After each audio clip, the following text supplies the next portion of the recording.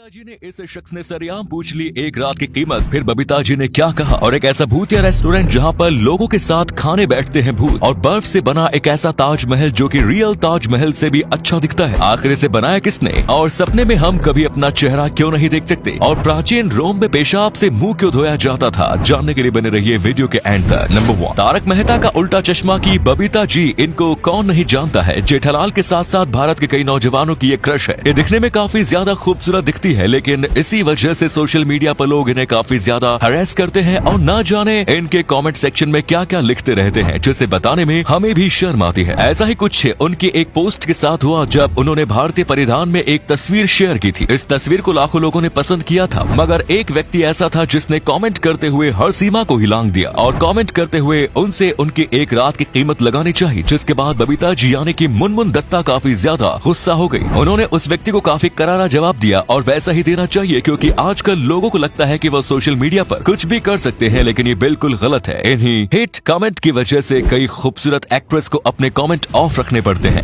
Number 2, दोस्तों एक ऐसा रेस्टोरेंट है जिसमें अगर आप 5 सीट बुक करोगे तो आपको बस 4 सीट पर ही बैठने को मिलेगा, क्योंकि 5वीं सीट पर एक भूत आकर बैठेगा। जी हाँ, आपने बिल्कुल सही सुना, लेकिन डरिए नहीं, ये किसी प्रकार का असली भूत नहीं है, बल्कि ये 90 के दशक के वाला नकली भूत होगा। हालांकि इसके बावजूद इस भूत का मेकअप काफी डरावना है और ये भूत काफी अजीबोगरीब हरकतें करते हुए खाने को आएगा, जो कि देखने में बहुत डरावना लगता है। और अगर आप कमजोर दिल वाले हो तो आपको यकीनन डर लगेगा। साथ में इस जगह का माहौल भी काफी ज्यादा भूतिया है। यहाँ पर लाइट बहुत ज्यादा डिम होती है और यहाँ पर अजीबोगरीब आवाजें भी आती रहती है। यहाँ पर सब पर सेट किया जाता है ताकि आपको डराया जा सके। अगर आप बोरिंग से रेस्टोरेंट में जाकर थक गए तो आपको इस जगह को जरूर ट्राई करना चाहिए। यहाँ का एक्सपीरियंस अनबिलीवेबल होगा। भूतों वाले इस रेस्टोरेंट का नाम शैडोज है। नंबर 3, दोस्तों प्राचीन रोम के लोग पेशाब को काफी ज्यादा मान्यता देते थे। इसी वजह से वो पेशाब को कभी भी फेंका नहीं करते थे। शहर में जितना भी पेशाब होता था वो सबको इकट्ठा करके रखते थे और उसे कई अलग अलग कामों में इस्तेमाल किया जाता था। जैसे कि आपको यकीन नहीं होगा, लेकिन पेशाब से कई लोग घर भी साफ किया करते थे। साथ में किसी को चोट लगती थी तो इसके ऊपर भी पेशाब से बना एक लेप लगाया जाता था। इसे और भी काफी अलग अलग कामों के इस्तेमाल में लिया जाता था। लेकिन एक बात आपको चौंका देगी, क्योंकि वहाँ के लोग पेशाब से मुंह भी धोया करते थे और पेशाब को माउथ वॉश के रूप में भी इस्तेमाल करते थे। वैसे तो पेशाब में अमोनिया, नाइट्रोजन और हाइड्रोजन आता है, जो कि काफी अच्छे से साफ सफाई करता है, लेकिन इसके बावजूद पेशाब में बैक्टीरिया होते हैं जो कि बहुत ज्यादा हानिकारक होता है, लेकिन तभी के लोगों को ये पता नहीं था। नंबर 4, जम्मू कश्मीर में इन दिनों बर्फबारी का दौर चल रहा है और गुलमर्ग से कुछ तस्वीरें सामने आ रही हैं जो सबको अपनी तरफ आकर्षित कर रही हैं। इन तस्वीरों में सबसे खास बर्फ का ताजमहल है। बर्फ से बने ताजमहल को देखने के लिए पर्यटक आ रहे हैं। ये सभी तस्वीरें ग्रैंड मुमताज होटल की हैं, जहां पर ये ताजमहल भी बना हुआ है। ये बर्फ से बना ताजमहल असली ताजमहल से भी ज्यादा सुंदर लग रहा है, क्योंकि ये बर्फ से बना हुआ है और काफी यूनिक है। ताजमहल देखने आई एक पर्यटक ने बताया कि मुझे यहाँ आकर काफी अच्छा लग रहा है। आपको बता दें कि ये ताजमहल होटल के स्टाफ ने बनाया है। 16 फीट की ऊंचाई के साथ ये 24 फीट इंटू 24 फीट के क्षेत्र को कवर करता है। ग्रैंड मुमताज होटल में काम कर रहे लोगों का कहना है कि इसे बनाने में करीब 17 दिन का समय लगा था। जैसे ही बर्फ का सीजन जाएगा तो ये धीरे धीरे पिघलने लगेगा, लेकिन जब तक के लिए ये एक टूरिस्ट अट्रैक्शन रहेगा।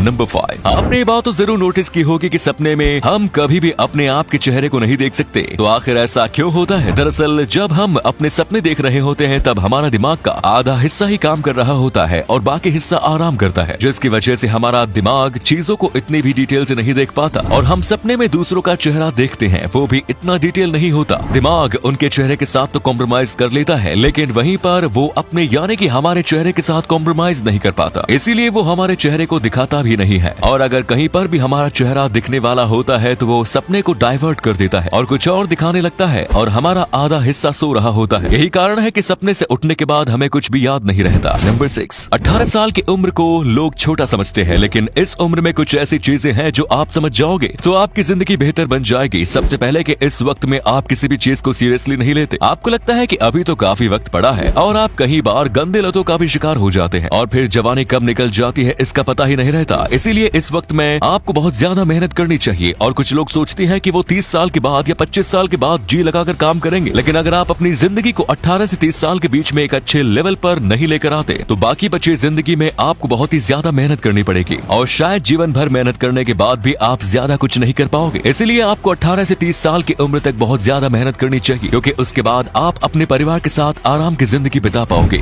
नंबर 7, नागालैंड के मोम जिले में एक ऐसा गाँव है जो की आधा आधा भारत में आता है और आधा म्यांमार में। जी हाँ, आपने बिल्कुल सही सुना, एक छोटा सा गांव है जिसका नाम है लोंगवा। यहाँ के लोगों को भारत और म्यांमार दोनों जगह की सिटीजनशिप मिल चुकी है। इस गाँव में कुछ घर तो ऐसे हैं जिनका किचन म्यांमार में आता है, तो उनका बेडरूम और हॉल भारत में, यानी कि ये खाना बनाते म्यांमार में है लेकिन खाते भारत में है। और यहाँ की संस्कृति भी काफी ज्यादा अलग है क्योंकि इसमें म्यांमार और भारत दोनों की संस्कृति को मिलाया जाता है। यहाँ पर जाने का एक्सपीरियंस काफी हटके है। आपने ऐसी बॉर्डर के बीच में आने वाली जगहों के बारे में कई बार सुना होगा, लेकिन क्या आप जानते थे कि ऐसी जगह भारत में भी मौजूद है?